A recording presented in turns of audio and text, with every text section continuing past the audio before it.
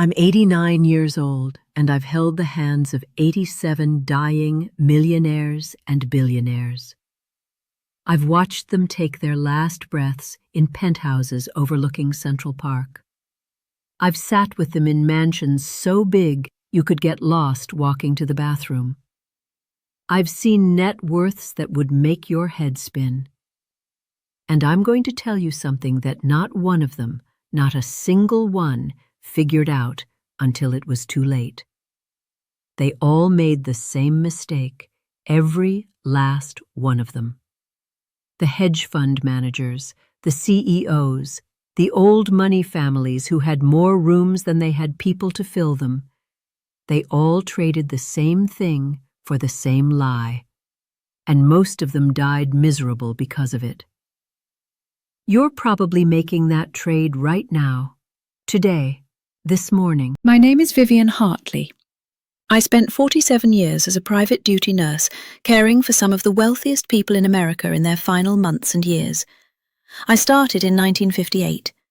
I was 22 years old, fresh out of nursing school, and I got placed with a steel magnate in Pittsburgh who was dying of emphysema. His house had 14 bedrooms. 14. He used one of them. The rest just collected dust and silence. From there, I went to Manhattan penthouses, Greenwich estates, Palm Beach mansions. I lived in their homes. I ate at their tables. I held their hands at 3 a.m. when nobody else would come. I was there for the conversations they had with themselves when they thought no one was listening.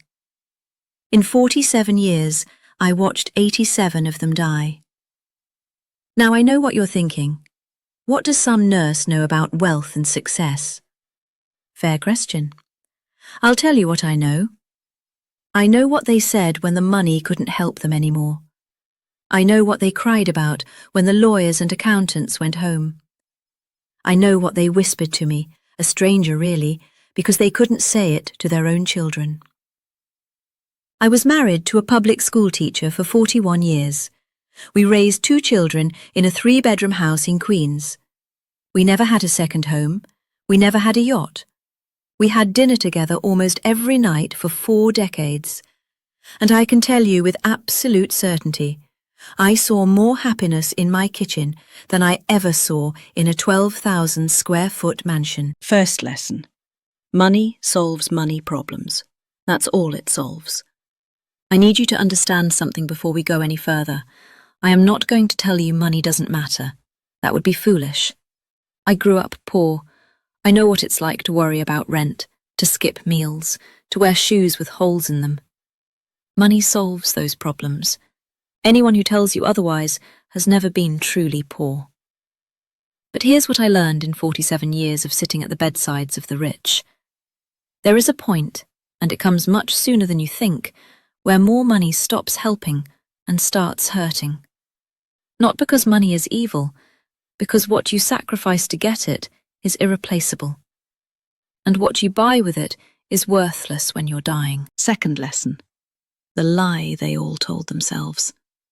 Every single patient who had sacrificed their family for money told themselves the same story. They said, "I'm doing this for my family." They worked 80-hour weeks for their family. They missed birthdays for their family.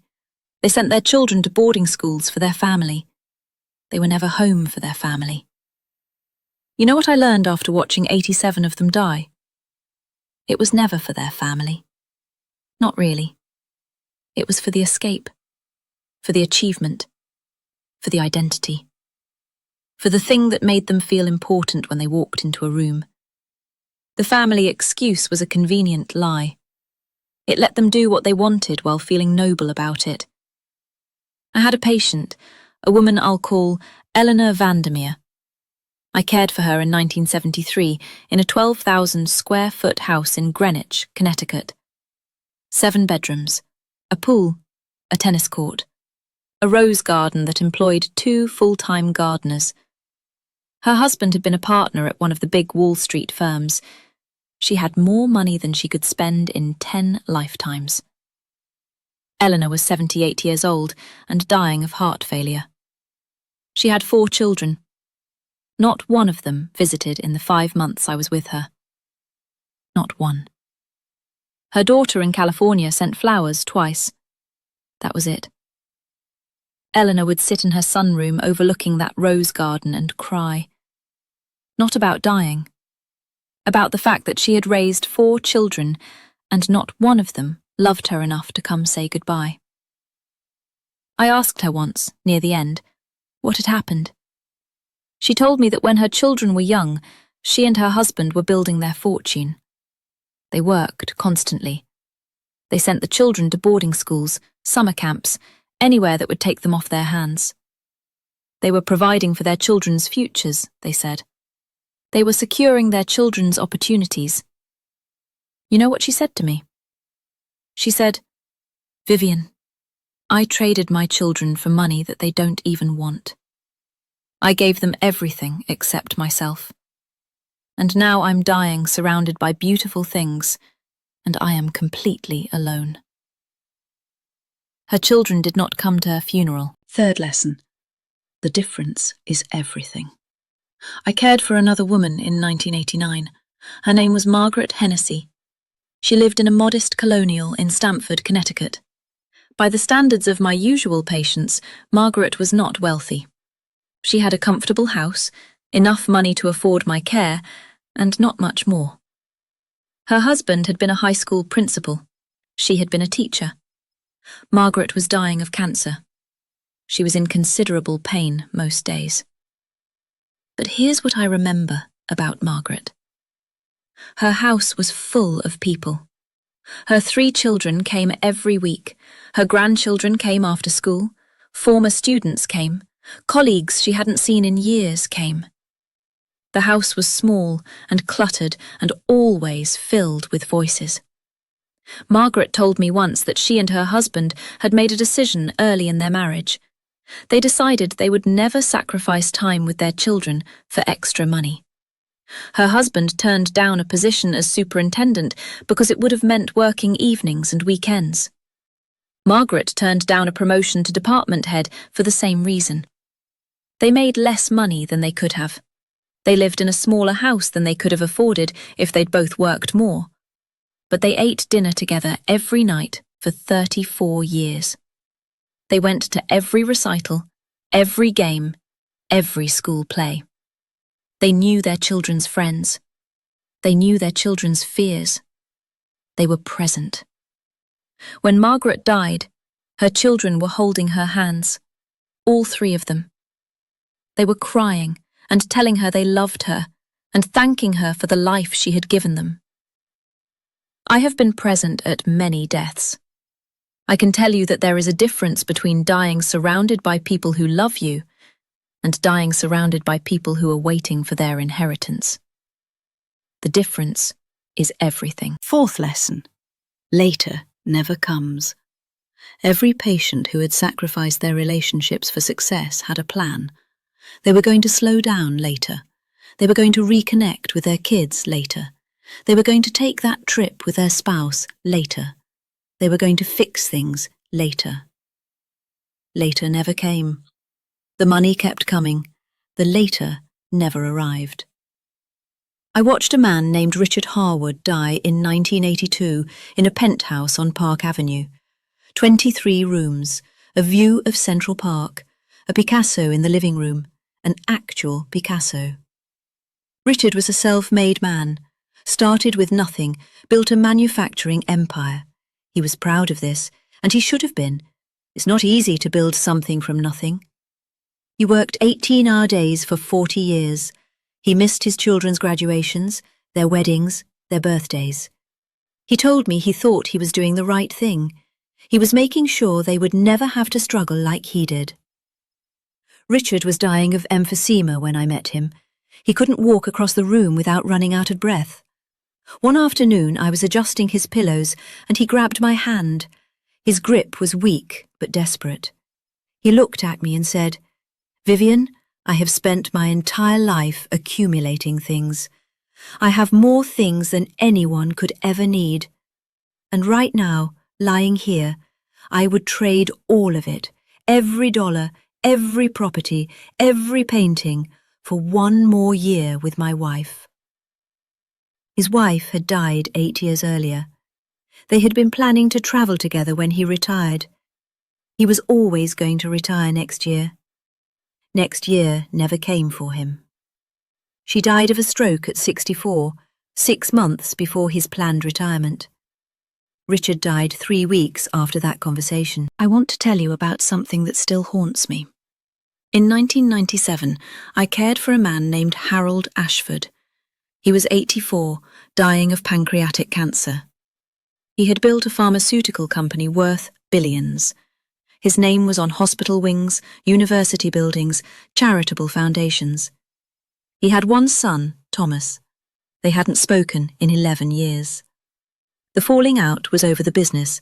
Harold had pushed Thomas out of a leadership position, said he wasn't ready. Thomas never forgave him. In his final weeks, Harold asked me to help him write a letter. His hands shook too badly to hold a pen, so I wrote while he talked. He said, "Dear Thomas, I was wrong. I spent my whole life building something I thought would matter. It doesn't matter. None of it matters. What matters is that I taught you that achievement was more important than love. I taught you that success was more important than showing up. I taught you the same lie someone taught me, and now I'm dying, and you're not here, and that's my fault." I mailed that letter. Thomas came 3 days later. He walked into that room and he looked at his father, this man who had once seemed invincible, now weighing maybe 110 pounds, barely able to lift his head, and Thomas started crying. He said, "Why did you wait so long to say that?" Harold said, "I thought I had more time." He died the next morning. His son was holding his hand. Those final 36 hours together don't erase 11 years of silence, but they were something. They were better than nothing. Here's what 47 years finally taught me. Everyone asks the wrong question. They ask, how do I become successful? They should be asking, who will be in the room when I die? Because I promise you, I've seen it 87 times. At the end, nobody is thinking about their net worth. Nobody is thinking about their job title. Nobody is thinking about the deal they closed in 1987 or the promotion they got in 1994. They're thinking about the people they loved. They're thinking about whether those people are in the room. They're thinking about all the dinners they missed, all the recitals they skipped, all the conversations they put off until later. Success is not what you think it is. Success is having someone in the room who is crying because they'll actually miss you, not because they're wondering what they'll inherit. So let me ask you something directly. If you're watching this at your desk right now, at 9 p.m., after missing another dinner with your family, I'm talking to you. If you're telling yourself that this busy period will end soon, that things will slow down after this project, after this promotion, after this year, I'm talking to you.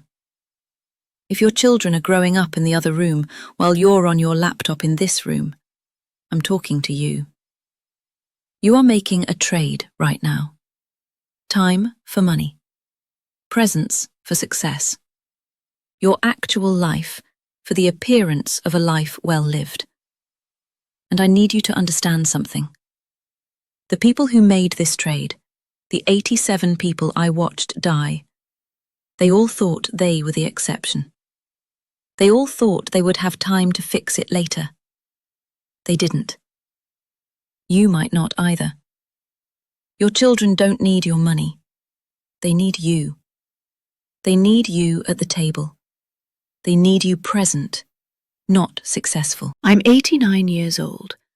I have watched 87 wealthy people die, and I can tell you exactly what separates a peaceful death from a lonely one. It's not the size of the house. It's not the number in the bank account. It's not the name on the hospital wing. It's whether anyone in the room is crying because they'll actually miss you. Margaret Hennessy died in a small house with 3 people holding her hands. Eleanor Vandermeer died in a mansion with a hired nurse, me, as the only witness. Both deaths were inevitable. Only one was peaceful. The only real question is, what kind of death are you building toward right now? Here's the good news. You're not dead yet. Every single day you wake up, you get another chance to make a different choice. You can go home for dinner tonight. You can call your mother today. You can put down your phone and look at your children. Really look at them, while they still want you to look. You can decide that later is a lie and now is all you have. I watched people wait too long. You don't have to be one of them. Go home. Sit at the table. Ask your family about their day. Be there. Not later. Now. That's the only thing that will matter in the end. And the end is coming for all of us. That's all I've got. Hope it helps.